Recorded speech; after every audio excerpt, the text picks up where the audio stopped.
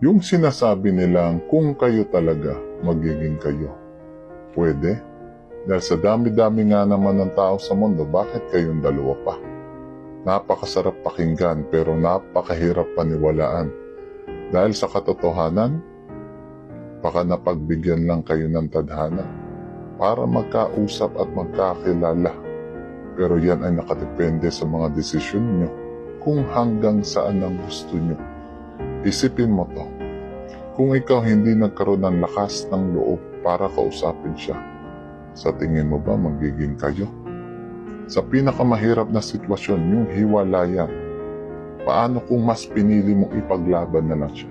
Pagtibayan, sinuyo mo na lang, kesa maghanap ng iba. Ano sa tingin mo ang magiging buhay mo? Nakita niyo? Sa isang desisyon mo pwede mabago ang takbo ng buhay mo. Pwede mong baliin ang tadhana.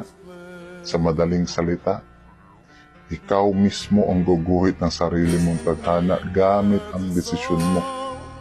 Kaya sa nanonood, sa taong mahal mo, ano sa tingin mo ang naging desisyon mo? Tama ba ito? Dahil sa isang maling desisyon mo, pwede kang maging masaya o pwede kang magdusa.